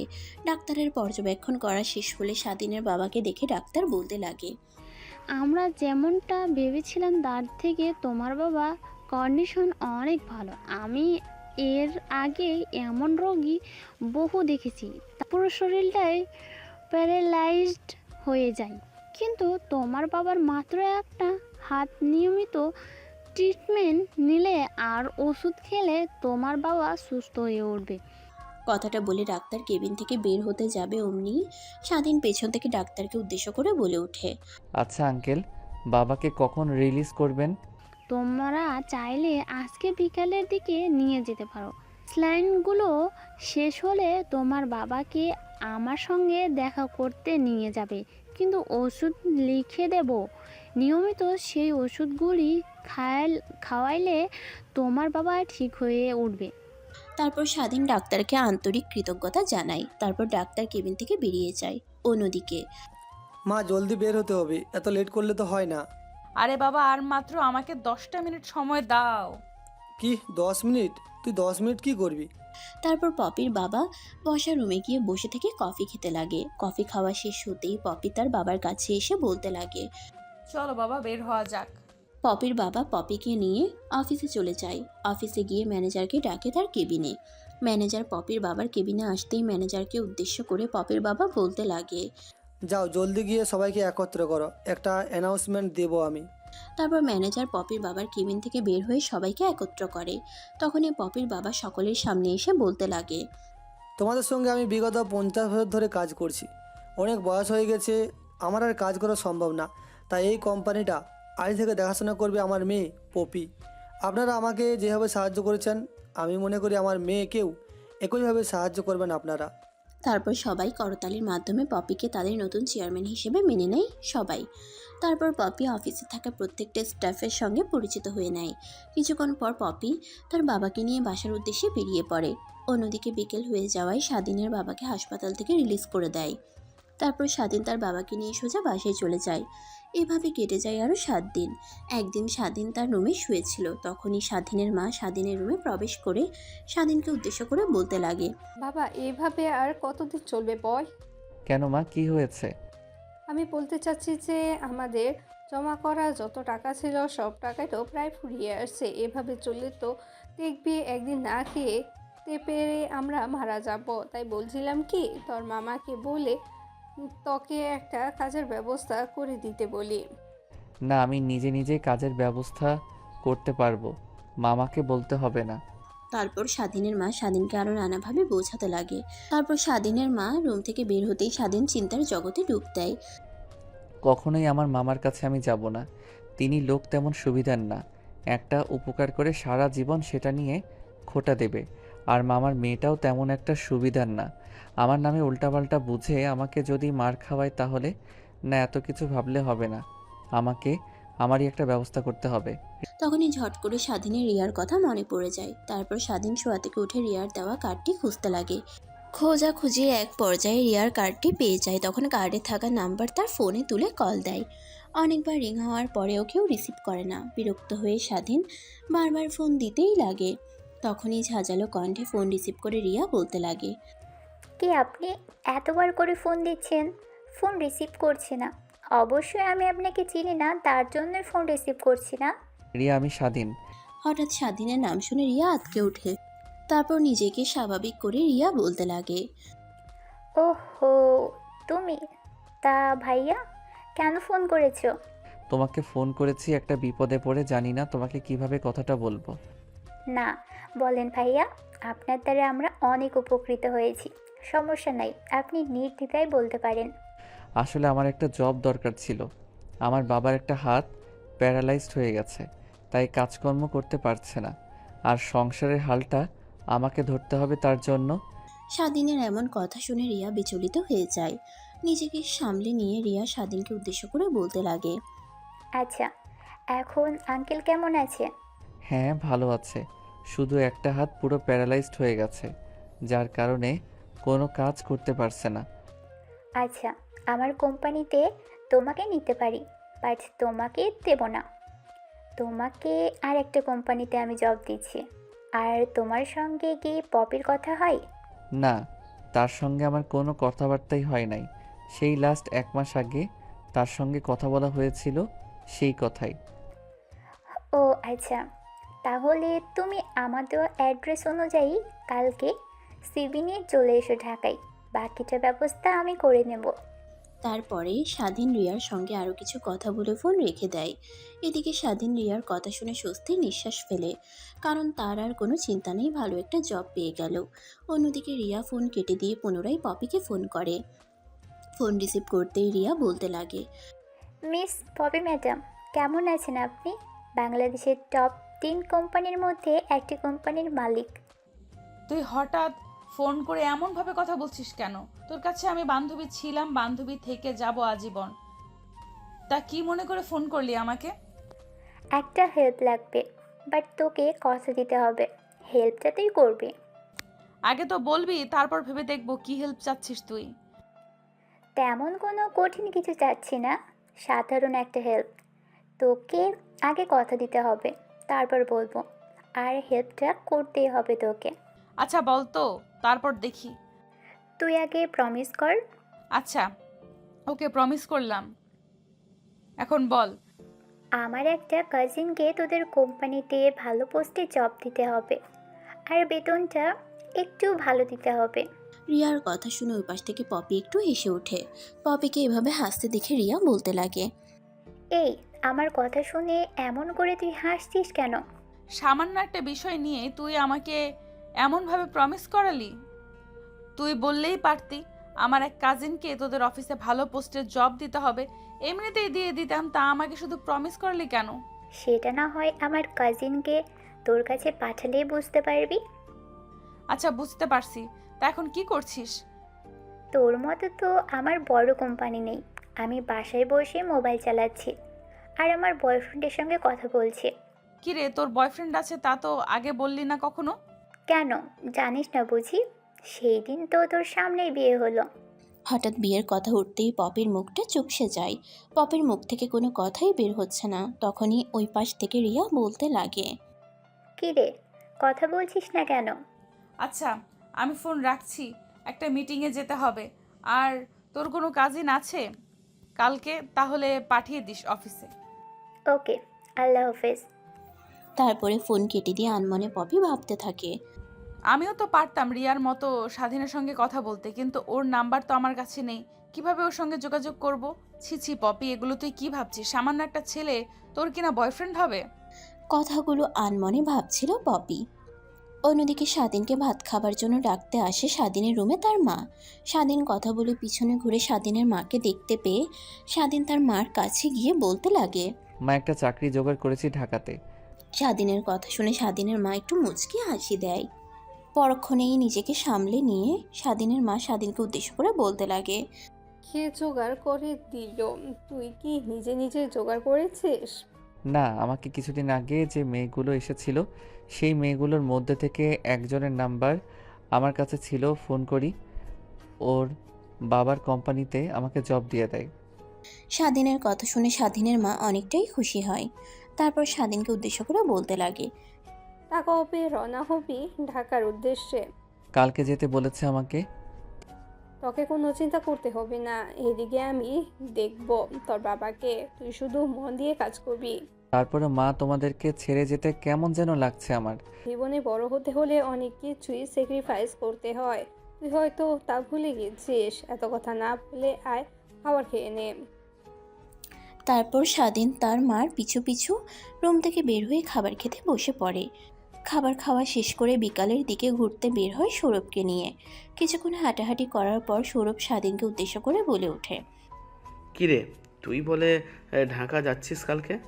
তুই কি করে জানলি আমি কালকে ঢাকা যাচ্ছি? না মানে রিয়া বলছে আমাকে। হ্যাঁ, ঢাকা যাচ্ছি রিয়াকে বলে একটা কোম্পানিতে জব করতে। বাবার কন্ডিশনটা তো খুব একটা ভালো না, প্রতি সপ্তাহে অনেক টাকার ওষুধ লাগে, তাই চিন্তা করে ঢাকায় যাচ্ছি কাজ করতে। তুই তো গ্রামে থাকবি, সময় করে গিয়ে বাবাকে একটু দেখে আসিস। তা নিয়ে তো টেনশন করতে হবে না। কথাগুলো বলতে বলতে খেলার মাঠে এসে দুজনেই খেলতে লাগে। বিকালের দিকে সবাই বাসায় চলে যায়। স্বাধীন বাসায় এসে তার রুমে গিয়ে ব্যাগপত্র গুছিয়ে নেয়। তারপর সিবি সহ দরকারি কিছু কাগজপত্র গুছিয়ে নেয় স্বাধীন। তারপর রাতের খাওয়া দাওয়া শেষ করে স্বাধীন ঘুমিয়ে পড়ে। পরের দিন সকালবেলা ঘুম থেকে উঠেই স্বাধীন তার বাবার কাছে চলে যায়। তারপর স্বাধীন গিয়ে তার বাবার পাশে বসে পড়ে। স্বাধীন তার বাবার মাথায় হাত বুলাতে বুলাতে বলে, বাবা, তোমাদেরকে ছেড়ে যেতে আমার অনেক খারাপ লাগছে, বাট যেতেই হবে। নিজের দিকে খেয়াল রেখো, আর কোনো অসুবিধা হলে আমাকে ফোন করে জানাবে। কোনো টেনশন করবে না আমাকে নিয়ে। আমি ঠিক মতো থাকবো, আর সময় মতো তোমাকে ফোন করে কথা বলবো আমি। তারপর স্বাধীন তার বাবার সঙ্গে আরও কিছু কথা বলে রুম থেকে বেরিয়ে খাওয়া দাওয়া শেষ করে আবার স্বাধীন তার বাবার সঙ্গে কিছু কথা বলে রুম থেকে বের হতে যাবে। তখনই স্বাধীনের বাবা পিছন থেকে স্বাধীনকে উদ্দেশ্য করে বলতে লাগে, নিজের দিকে খেয়াল রাখবি তুই, আর টাইম টু টাইম খাওয়ার খাবি, আর নিজের শরীরের যত্ন নিবি। আর যদি খুব কষ্টের কাজ হয় তাহলে বাসায় ফিরে আসিস। ওকে বাবা। কথাটি বলে স্বাধীন তার মায়ের সঙ্গে আরও কিছু কথা বলে বাসা থেকে বেরিয়ে পড়ে। তারপর সৌরভের সঙ্গে বাস স্ট্যান্ডে আসে। সিরাজগঞ্জ হতে কুমরুল রোড থেকে ঢাকাগামী একটা বাসে টিকিট কেটে নেয় স্বাধীন। তারপর বাসে উঠে সৌরভকে বিদায় জানায়। বাস চলতে লাগে তার আপন গতিতে। স্বাধীন যে সিটে বসেছে তার পাশের সিটটা এখনও খালি, হয়তো সামনে গিয়ে কেউ উঠবে। তারপর বাস চলতে লাগে তার আপন গতিতে। একটু পর বাস থামে একটা বাস স্টেশনে। তারপর একটা মেয়ে এসে স্বাধীনের পাশের সিটে বসে পড়ে। স্বাধীন গুটিসুটি মেরে অন্যদিকে তাকিয়ে থাকে, তারপরে বাস ছেড়ে দেয়। স্বাধীনকে এভাবে গুটিসুটি মেরে থাকতে দেখে মেয়েটি বলে ওঠে, আরে ভাইয়া, আপনি এমন করে বসে আছেন কেন? স্বাধীনের ধ্যান ভাঙে মেয়েটির কথা শুনে। মেয়েটির দিকে একবার তাকিয়ে স্বাধীন বলতে লাগে, না মানে মানে করতে হবে না, আমাকে আপনার ছোট বোন ভাবতে পারেন। বাই দ্য ওয়ে, আমার নাম সুইটি, আপনার নাম কি? আমার নাম স্বাধীন শেখ। আচ্ছা, আপনি কোথায় যাচ্ছেন? একটা চাকরির ইন্টারভিউ দিতে ঢাকায় যাচ্ছি। ও আচ্ছা। তারপর স্বাধীন আর সুইটি টুকিটাকি আরও কিছু কথা বলতে লাগে। কথা বলতে বলতে এক পর্যায়ে ঢাকায় চলে আসে তারা। স্বাধীন বাস থেকে নামতেই সুইটি স্বাধীনের কাছে এসে বিদায় নিয়ে চলে যায়। অন্যদিকে স্বাধীন পকেট থেকে ফোন বের করে কার্ডে থাকা নাম্বারে আবার কল করে। ওই পাশ থেকে ফোন রিসিভ করে রিয়া বলতে লাগে, তুমি কি এসে পড়েছো? আমি বাস স্ট্যান্ডে। আমি ঢাকায় প্রথম এসেছি, তেমন কিছু চিনি না। আমি একটা দোকানে বসে আছি। আপনি প্লিজ এসে আমাকে নিয়ে যাবেন। আচ্ছা, তুমি ওখানেই থাকো, আমি এখনই আসছি। তারপর বাসা থেকে তাড়াতাড়ি বের হয়ে বাস স্ট্যান্ডে চলে আসে। স্বাধীনকে খোঁজাখুঁজি করার পর একটা সময় একটা দোকানের মধ্যে বসে থাকতে দেখে রিয়া স্বাধীনকে। তারপর স্বাধীনকে গাড়িতে তুলতেই বেরিয়ে পড়ে আবার পপিদের অফিসের উদ্দেশ্যে। স্বাধীন গাড়ির ভিতরে থেকে আনমনে বাহিরে তাকিয়ে বড় বড় দালান কোঠা দেখছে। স্বাধীন অনেকের মুখ থেকে শুনেছে ঢাকায় অনেক সুন্দর বড় বড় বিল্ডিং আছে, কিন্তু কখনোই ঢাকা আসা হয়নি তার। এই প্রথম ঢাকায় এসেছে স্বাধীন। স্বাধীনকে অমনভাবে বাইরে তাকিয়ে থাকতে দেখে রিয়া স্বাধীনকে উদ্দেশ্য করে বলতে লাগে, আচ্ছা, তোমার আসতে কোনো প্রবলেম হয়নি তো? কোনো অসুবিধা হয়নি। তারপর রিয়া স্বাধীনকে কিছু কথা বলতে বলতে পপিদের অফিসের সামনে এসে গাড়িটা ব্রেক করে। তারপর স্বাধীনকে নিয়ে অফিসের ভিতরে প্রবেশ করে রিয়া। রিয়াকে অফিসের প্রত্যেকটা স্টাফ চেনার কারণে তেমন কোনো বাধা হয় না তার। এদিকে স্বাধীনকে গেস্ট রুমে বসিয়ে রেখে রিয়া পপির কেবিনের সামনে গিয়ে গলা খাকারি দিয়ে বলতে লাগে, মিস পপি ম্যাডাম, আসতে পারি? তখনই কম্পিউটারের দিক থেকে চোখ সরিয়ে পপি দরজার দিকে তাকিয়ে দেখে রিয়া দাঁড়িয়ে আছে। তারপর রিয়াকে উদ্দেশ্য করে পপি বলতে লাগে, তোর আর ফাজলামো শেষ হবে না, আয় ভেতরে আয়। তারপর দরজা ঠেলে কেবিনে ঢুকে পপির সামনে চেয়ারে বসে পড়ে। তখনই পপি রিয়াকে উদ্দেশ্য করে বলতে লাগে, কিরে, তুই একা আসলি? তোর সঙ্গে একটা কাজিন আসবে, তাকে নাকি জব দিতে হবে আমার, তা একা আসলি কেন? পার্সোনাল অ্যাসিস্ট্যান্ট দরকার। এত বড় একটা কোম্পানির মালিক, এত কিছু তুই সামলাবি কি করে? ওই কই, হ্যাঁ আমিও তাই ভাবছিলাম। ভেবেছি তোর কাজিন কে না কে হয় আমার পার্সোনাল অ্যাসিস্ট্যান্ট বানাবো। তোর কাজিন হবে বলে স্যাক্রিফাইস করব, তা কিন্তু না। আমার পরীক্ষাতে পাশ করলে তবেই আমি চাকরি দেব, কিন্তু বলে দিলাম। তা না হয় পরীক্ষা নিয়ে পাশ করলে চাকরি দিবে, কিন্তু আমাকে কথা দে যে আমার কাজিনকে দেখে তুই কোনো সিন ক্রিয়েট করবি না। না, করব না। আচ্ছা তুই বল তো, তোর কাজিন এমন কে যে তাকে দেখলে আমার সমস্যা হবে, আমি সিন ক্রিয়েট করব? সেটা না হয় তুই দেখলেই বুঝতে পারবি। কথাটা বলে রিয়া পপির কেবিন থেকে বেরিয়ে যায়। তারপর স্বাধীনের কাছে গিয়ে বলতে লাগে, ওই যে কেবিনটা দেখছো, তুমি ওই কেবিনে চলে যাও। ওখানেই তোমার ইন্টারভিউ নেওয়া হবে। ইন্টারভিউ যদি টিকতে পারো তাহলে তোমাকে অবশ্যই চাকরি দেওয়া হবে। অনেক অনেক ধন্যবাদ আপনাকে। জানেন না এই জবটা আমার কতটা দরকার ছিল। ধন্যবাদ দিয়ে ছোট করতে হবে না, তোমার দ্বারা আমার অনেক উপকৃত হয়েছে। ধরতে গেলে তারই একটা প্রতিদান দিলাম আমরা। রিয়ার কথা শুনে স্বাধীন বসা থেকে উঠে সেই কেবিনের দরজায় গিয়ে নক করে স্বাধীন। আসতে পারি? চেনা কণ্ঠস্বর শুনতে পেয়ে পপি দরজার দিকে তাকিয়ে দেখে স্বাধীন। অন্যদিকে স্বাধীন কেবিনের ভিতরে পপিকে দেখতে পেয়ে ভ্যাবাচ্চাকা খেয়ে যায়। দরজা বন্ধ করে সেখান থেকে ফিরে আসতে যাবে অমনি পপি বলে ওঠে, আরে কই যাচ্ছো, ভেতরে আসো। পপির কথা শুনে আতকে ওঠে স্বাধীন। তারপর দরজা ঠেলে ভেতরে ঢুকে পপির সামনের চেয়ারে বসে পড়ে স্বাধীন। পপি কিছুক্ষণ তার ল্যাপটপে কাজ করে স্বাধীনের দিকে তাকিয়ে বলতে লাগে, তার মানে তোমার চাকরির জন্য সুপারিশ করেছিল আমার কাছে রিয়া? স্বাধীন মাথা দিয়ে হ্যাঁ বোঝায়। ও আচ্ছা, তা তোমার সিভিটা দাও। তারপর স্বাধীন তার ব্যাগ থেকে সিভিটা বের করে পপির দিকে এগিয়ে দেয়। পপি স্বাধীনের হাত থেকে সিভিটা নিয়ে খুলে স্বাধীনের মার্ক দেখে অবাক হয়ে যায়। এত ব্রিলিয়ান্ট স্টুডেন্ট হয়ে স্বাধীন কিনা গ্রামে চাষাবাদের কাজ করত। তারপরে পপি স্বাধীনকে আরও কিছু প্রশ্ন করে। স্বাধীন পপির প্রত্যেকটা উত্তরের সঠিক জবাব দেয়। তারপরে পপি স্বাধীনকে উদ্দেশ্য করে বলে ওঠে, আচ্ছা তাহলে তুমি বাইরে গিয়ে ওয়েট করো, আমি রিয়াকে পাঠিয়ে দিব। তারপরে স্বাধীন কেবিন থেকে বের হয়। গেস্ট রুমে গিয়ে দেখে রিয়া বসে আছে। তারপর রিয়ার কাছে গিয়ে স্বাধীন বলতে লাগে, রিয়া, তোমাকে ভিতরে পপি ডাকছে। তারপর রিয়া বসা থেকে উঠে পপির কেবিনের দিকে অগ্রসর হয়। আচ্ছা তাহলে তুমি বাইরে গিয়ে ওয়েট করো আর রিয়াকে পাঠিয়ে দিও। কি রিয়া, তুই না বললি তোর কাজিন? আরে রেগে যাচ্ছিস কেন? সম্পূর্ণ কথাটাকে শোন। আসলে ছেলেটার অনেক দরকার ছিল জবটা, আর আমাদের কোম্পানিতে তেমন কোনো পোস্ট খালি নেই যে ওকে নেব। আর তোকে যদি আগেই বলতাম স্বাধীনকে তোর কোম্পানিতে একটা চাকরি দিতে, তাহলে তো কখনো দিতি না। তাই প্ল্যান করে ওকে ঢাকায় নিয়ে আসি। আর আমি বলি আমার কাজিনকে তোদের কোম্পানিতে জব দিতে হবে। জানিস এখন ওদের কী অবস্থা? ওর বাবার একটা হাত পুরোটা প্যারালাইজড, কাজ করতে পারে না। তাই ছেলেটা জবের জন্য আমাকে ফোন করেছিল। আচ্ছা ওয়েট, তোর নাম্বার কি করে পেলো স্বাধীন? আরে আমি আসার সময় ওকে আমার ভিজিটিং কার্ড দিয়ে আসছিলাম, আর ওইখানে আমার নাম্বার লেখা ছিল। হয়তো ওই কার্ড থেকে নাম্বারটা নিয়ে আমাকে ফোন করেছে। তোর তো কপাল ভালো, তোরটা তোর কাছে চলে আসলো, আর আমারটা দেখ এখনও গ্রামেই পড়ে থাকলো। এত করে বললাম ঢাকায় চলে আসো, আমি আমার কোম্পানিতে বড় একটা পোস্টে চাকরি দিচ্ছি, কিন্তু সে আসবে না। বাবার সঙ্গে খেতেই কাজ করে খাবে। বল কেমনটা লাগে? শেষে কিনা দেখ আমাকে ওই গ্রামে থাকতে হয়। থাকবি, তাতে কি? আমার তো গ্রামে ভালো লাগে ঢাকার থেকে। আর আমারটা মানে তোর ভাব লক্ষণটা তেমন একটা সুবিধার না। আমি ওকে কখনোই আমার স্বামী হিসেবে গ্রহণ করব না। আর ও এসেছে তার মানে এই না যে ওকে জবটা দিতে হবে। ওর পারফরমেন্স, ওর সার্টিফিকেটের রেজাল্ট অনেক ভালো, তার কারণেই ওকে আমি চাকরি দিচ্ছি, আমার পার্সোনাল বিয়ে হিসাবে না। চাকরি যেহেতু দিলি তাহলে একটা থাকার ব্যবস্থা করে দিস ছেলেটাকে। ঢাকা শহরে তেমন কিছু চেনে না, আমি গিয়ে ওকে বাস স্ট্যান্ড থেকে নিয়ে এসেছি। আচ্ছা আমি ব্যবস্থা করব একটা। আমাদের বাসায় দোতলায় 2টা রুম ফাঁকা থাকে, তাহলে ওকে একটা রুমে থাকার জন্য ব্যবস্থা করে দেব। এই তো আমার লক্ষ্মী বান্ধবী সব বুঝতে পেরেছে। আচ্ছা তাহলে আমি যাই, আর স্বাধীনের দিকে খেয়াল রাখবি। কথাটি বলেই পপির কেবিন থেকে বেরিয়ে যায় রিয়া।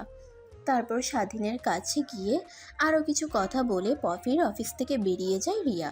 তারপর পপি তার কেবিন থেকে বেরিয়ে স্বাধীনের কাছে এসে বলতে লাগে, আচ্ছা তোমার জব হয়ে গেছে, আমার পার্সোনাল অ্যাসিস্ট্যান্ট হিসেবে তুমি কাজ করবে। আর রিয়া বলল তুমি যেহেতু ঢাকায় নতুন এসেছো তেমন একটা চেনো না, আর থাকা খাওয়ার ব্যবস্থাও নেই, তাহলে তুমি আমার সঙ্গে আমার বাসায় গিয়ে থাকতে পারো। তারপর পপি অফিসের একটা স্টাফকে দেখে স্বাধীনের জন্য একটা ডেস্কার কাঠ তৈরি করতে বলে। তারপর স্বাধীনকে নিয়ে অফিস থেকে বের হয়ে গাড়ি করে তার বাসার উদ্দেশ্যে রওনা হয়। গাড়ি চলছে তার আপন গতিতে। পপি তার ফোন বের করে ফেসবুকিং করতে লাগে। হঠাৎ স্বাধীনের দিকে নজর যেতেই দেখে যে স্বাধীন জানালা দিয়ে বাহিরের দিকে মনে মুগ্ধকর দৃষ্টিতে তাকিয়ে আছে। তখনই পপি স্বাধীনকে উদ্দেশ্য করে বলে, ঢাকা তোমার কেমন লাগে? স্বাধীনের ঘোর ভাঙে পপির ডাক শুনে, তারপর পপির দিকে তাকিয়ে বলতে লাগে। হ্যাঁ, অনেক ভালো লাগছে। তারপর আর কোনো কথা নাই, পিনপতন নীরবতা বিরাজ করে গাড়ির ভিতরে। একটু পর গাড়ি এসে একটা আলিশান বাড়ির সামনে ব্রেক করে। স্বাধীন তো বাড়িটার দিকে অবাক দৃষ্টিতে তাকিয়ে আছে, কারণ এরকম বাড়ি স্বাধীন কখনোই দেখেনি এর আগে। নিজেকে আর কন্ট্রোল করতে না পেরে স্বাধীন পপিকে উদ্দেশ্য করে বলে ওঠে। আচ্ছা, এই বাড়িটা কার? এই বাড়িটা কি তোমাদের? পপি মাথা দিয়ে হ্যাঁ বোধক বোঝায়। স্বাধীন তো অবাক হয়ে যায়, এত আলিশান বাড়ির মেয়ে নাকি তাদের বাড়িতে গিয়ে থেকেছে, সেটা ভেবে স্বাধীন অবাক হয়ে যায়। কিছু না ভেবে পপির পিছু পিছু বাড়ির ভিতরে প্রবেশ করে স্বাধীন। পপি স্বাধীনকে নিয়ে বসার রুমে চলে যায়। বসার রুমে গিয়ে দেখতে পায় আগে থেকেই সেখানে পপির বাবা বসে থেকে টিভি দেখছে। পপির সাথে একটা ছেলেকে দেখতে পেয়ে পপির বাবা বড় বড় চোখ করে পপির দিকে তাকিয়ে বলতে লাগে। আচ্ছা মা, এই ছেলেটা কে? বাবার এমন প্রশ্নে ভ্রুকুচকে পপি তার বাবাকে উদ্দেশ্য করে বলতে লাগে। আর বলো না বাবা, এটাই হচ্ছে রিয়ার কাজিন, গ্রাম থেকে এসেছে। আর ওদের কোম্পানিতে ভালো কোনো পোস্ট খালি না থাকায় আমার পার্সোনাল পিএ হিসেবে ওকে রেখেছি। আর আমার অফিস থেকে রিয়াদের বাসা অনেক দূর, তা তো তুমি জানোই। তাই রিয়া আমাকে বলে যে ছেলেটাকে যেন আমার বাসায় রাখি। তোমরা কি বলো? পপির বাবা স্বাধীনের দিকে কিছুক্ষণ তাকিয়ে থেকে স্বাধীনকে কিছু প্রশ্ন করে। স্বাধীন পপির বাবার প্রশ্নে বিচলিত না হয়ে প্রশ্নের উত্তর দিতে লাগে। পপির বাবা স্বাধীনের সাথে আরও কিছুক্ষণ কথা বলতেই তারা দুজন ফ্রি হয়ে যায়। পপির বাবার স্বাধীনের এমন সরলতা অনেক পছন্দ হয়। অন্যদিকে পপি আনমনা হয়ে যাচ্ছিল, তখন পপির বাবা পপিকে উদ্দেশ্য করে বলতে লাগে। আচ্ছা, আমার ছেলেটাকে অনেক ভালো লেগেছে, ওকে আমাদের দোতলার রুমটা দেখিয়ে দে, আর আমাদের এইখানে খাবার দাবার করবে। সময় না হয় একটু বাজারে গিয়ে বাজার করে দিল। আমাদের বয়স্ক হয়ে গেছে তো, তেমন বাজারে যেতে পারি না আমি। Okay uncle. তারপর স্বাধীন তার রুমে চলে যায়। বিকালের দিকে ছাদে গিয়ে বসে থেকে ব্যস্ত নগরীটা দেখতে লাগে স্বাধীন। একটু পর ছাদে পপি আসে। এক পলক স্বাধীনের দিকে তাকিয়ে অন্য পাশে গিয়ে মোবাইল চালাতে লাগে। স্বাধীনও এক পলক পপির দিকে তাকায়। স্বাধীনের সেদিকে কোনো ভ্রুক্ষেপই নাই, ব্যস্ত নগরীটা দেখতে লাগছে। হঠাৎ করে তার মনে পড়ে যে ফোন করে তার মা বাবাকে জানানো হয়নি। তখনই দৌড়ে স্বাধীন রুমে গিয়ে বাটন ফোনটি নিয়ে ছাদে এসে তার মার কাছে ফোন করে। কেমন আছিস রে বাবা? তুই কি ঢাকায় গিয়ে পৌঁছেছিস? আমি অনেক আগেই পৌঁছেছি, আর চাকরিটাও হয়ে গেছে। শোন, মনোযোগ দিয়ে কাজ করবি, আর তোর বাবাকে নিয়ে তোকে টেনশন করতে হবে না। তোর বাবা ধীরে ধীরে সুস্থ হচ্ছে। ওষুধ কি আছে না ফুরিয়ে গেছে? ঔষধ আছে, আর বোধ হয় 2 দিন যাবে। তোকে ঔষধ নিয়ে টেনশন করতে হবে না, আমার কাছে টাকা আছে, ওষুধ কিনে আনবো। তারপর স্বাধীন তার মায়ের সঙ্গে আরও কিছুক্ষণ কথা বলতে লাগে। কথা বলা শেষ করে ফোনটা কেটে স্বাধীন পকেটে রাখতেই পিছন থেকে পপি স্বাধীনের পাশে এসে দাঁড়িয়ে বলতে লাগে।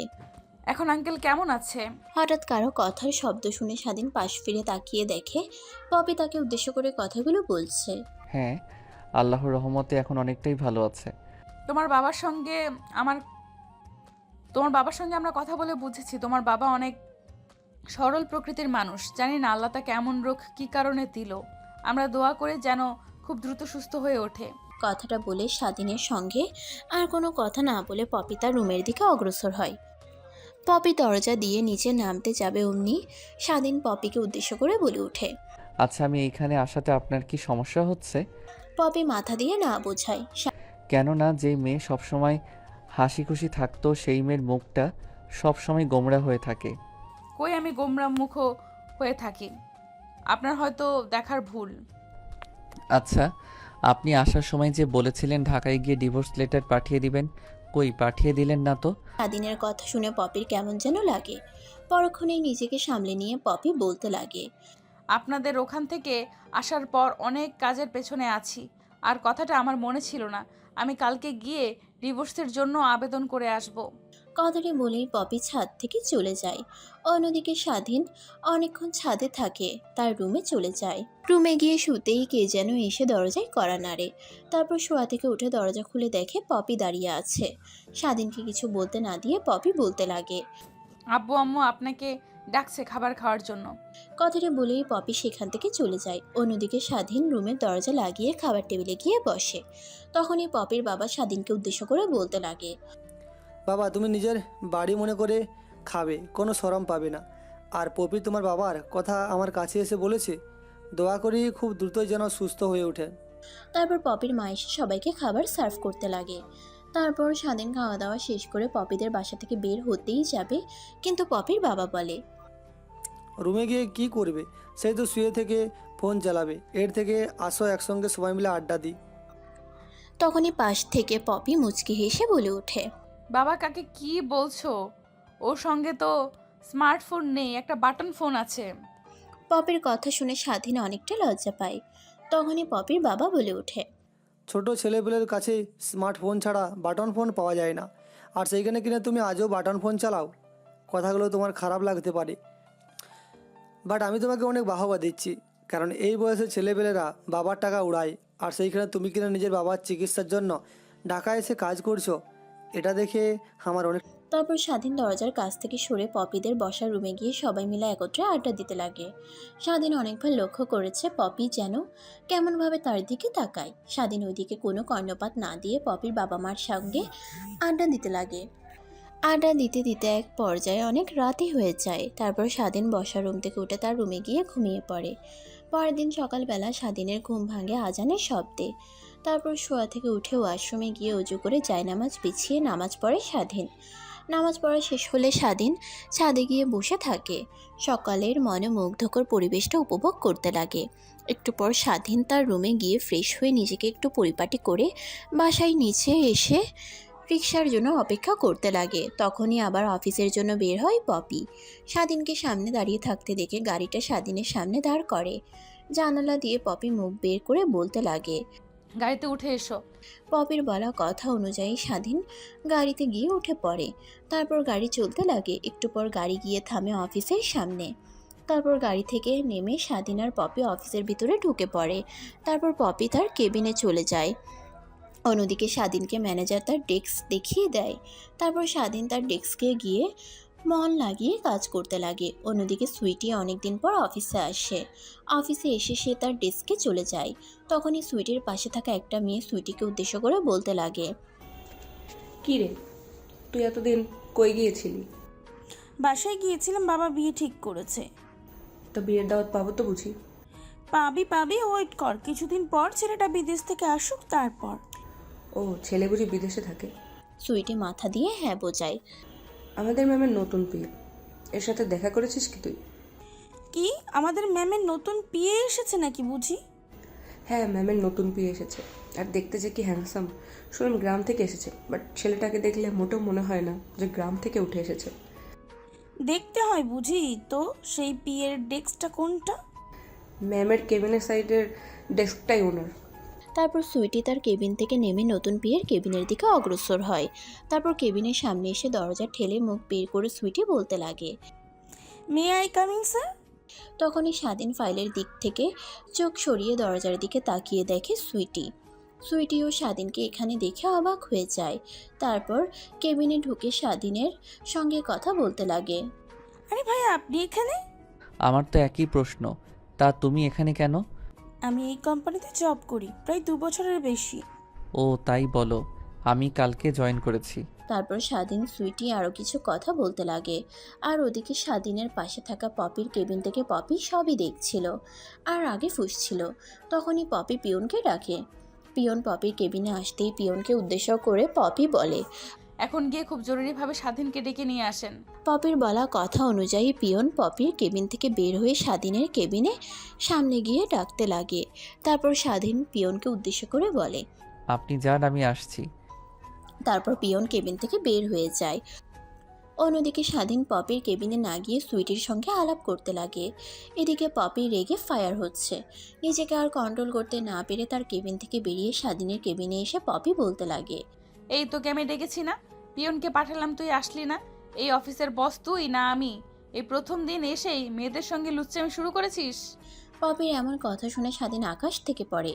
অন্যদিকে সুইটি ম্যামের এমন রাগী রূপের আগে কখনোই দেখেনি। তখনই সুইটি পপিকে উদ্দেশ্য করে বলতে লাগে, ম্যাম, আমি ভাইয়াকে আগে থেকেই চিনি, আর অফিসে এসে তাকে দেখতে পেয়ে খুশি হয়ে তার সঙ্গে কথা বলছি। সুইটির মুখ থেকে ভাইয়ার ডাক শুনে পপি যেন আকাশ থেকে নিচে পড়ে। নিজেকে সামলে নিয়ে পপি বলতে লাগে, আমি পিয়নকে ওকে ডাকার জন্য পাঠিয়েছি, আর ওই কিনা এইখানে বসে তোমার সাথে গল্প করছে। তার মানে বোঝাতে চাচ্ছে তার অফিস, আমরা স্টাফ। স্বাধীন মাটির দিকে তাকিয়ে নিচুভাবে দাঁড়িয়ে আছে। আচ্ছা ভাইয়া, আপনি কি ম্যাডামকে রাগিয়ে কোন কাজ করছেন নাকি?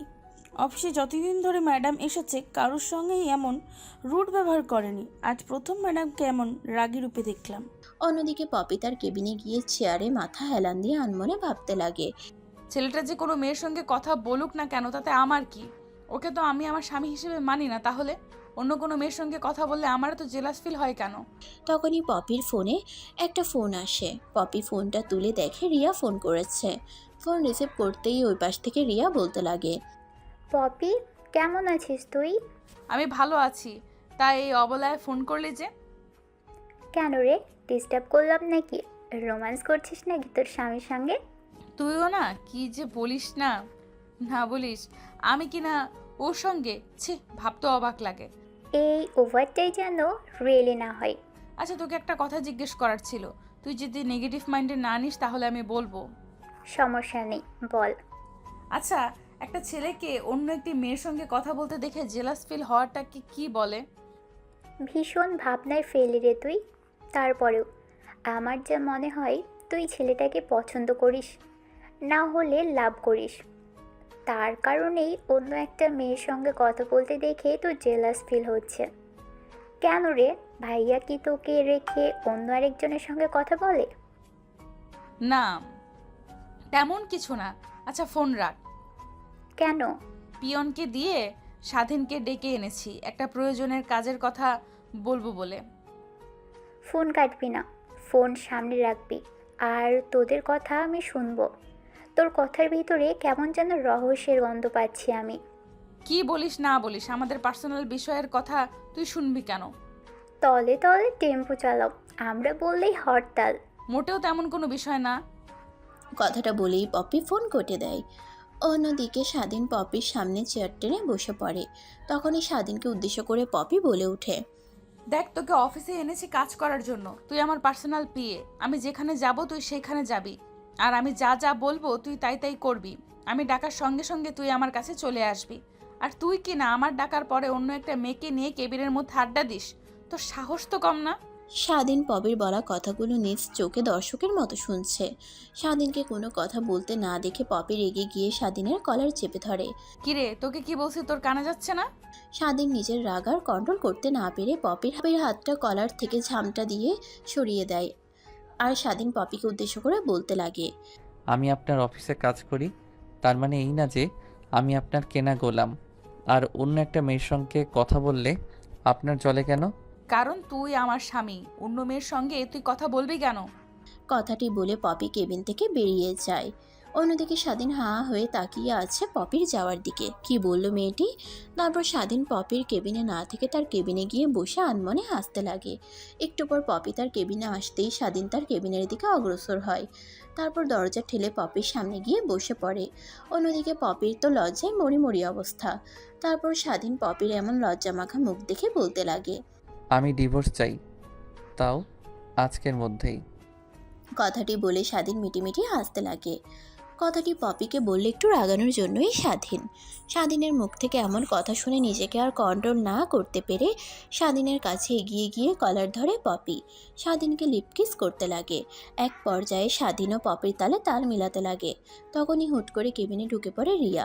পিছন থেকে রিয়া বলে ওঠে, সরি, ভুল করে ভুল সময়ে এন্ট্রি নিয়ে ফেলেছি, আমাকে প্লিজ মাফ করে দেন। তারপর পপি স্বাধীনকে ছেড়ে দিয়ে পিছনের দিকে তাকিয়ে দেখে রিয়া দাঁড়িয়ে আছে। তারপর পপি তার চেয়ারে গিয়ে বসে পড়ে। অন্যদিকে লজ্জায় কেবিন থেকে বেরিয়ে তার ডেস্কে চলে যায় স্বাধীন। তখনই পপির সামনের চেয়ারটা টেনে রিয়া বসে পড়ে। পপিকে উদ্দেশ্য করে বলতে লাগে, আমারটা কি এত করে বললাম ঢাকায় এসো, বাবার কোম্পানিতে একটা জব দিই, কিন্তু আসলো না। দেখ তোরা দুজনে মিলে কি রোম্যান্স করছিস, আর আমারটা সেই আসার সময় একটা লিভ কিস খেয়ে এসেছে, সেই স্বাদটা এখনও ভুলতে পারিনি। অনেক পেতে ইচ্ছে করছে রে, ওকে তোদের এমন অবস্থা দেখে আমারও কেমন যেন লাগছে। কথাটা বলে রিয়া হাসতে লাগে। রিয়ার হাসি দেখে পপিও তার তালে তাল মিলিয়ে হাসতে লাগে। সব